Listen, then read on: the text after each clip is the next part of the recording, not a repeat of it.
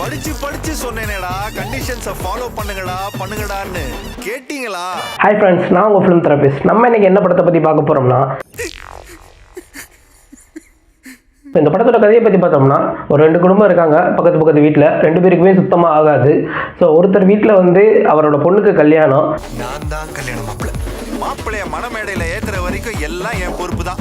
இன்னொருத்தர் வீட்டில் இருக்கவங்க பொண்ணு இறந்ததுக்கு இவர் தான் காரணம். ஸோ இந்த கல்யாணம் எந்த விதமான பிரச்சனையும் இருக்கக்கூடாது அப்படின்றனால அந்த கல்யாணத்தில் பஞ்சாயத்து தலைவர் வந்து அவர் முன்னேந்து நடத்துகிறாரு.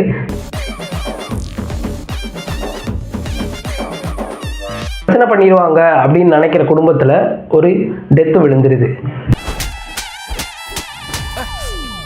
சாரி ஒன்றும் சொல்ல வேணாம், ஒரு முத்தந்தாசம். ஸோ இதுக்கப்புறம் அந்த பஞ்சாயத்து தலைவர் எப்படி இந்த 2 விஷயத்தையும் சமாளிச்சாரு, கல்யாணம் நடந்துச்சா இல்லையா அப்படின்றதான் இந்த படத்தோட மீதி கதை. ஸோ படத்தோட டியூரேஷன் பார்த்தோம்னா 2 மணி நேரம் 55 நிமிஷம் இருக்கும். ரொம்பவே இன்ட்ரெஸ்டிங்காக கொண்டு போயிருப்பாங்க.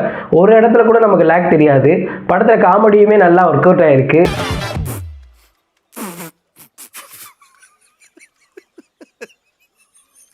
ஒரு ஃபேமிலியோடு போய் பார்த்து நல்லா என்ஜாய் பண்ணிட்டு வர படமாக இந்த தலைவன் தம்பி தலைமையில் இருக்குது. ஸோ ஜீவாவுக்கு ரொம்ப நாளுக்கு அப்புறம் ஒரு பெரிய ஹிட்டாக இருக்குது இந்த படம்.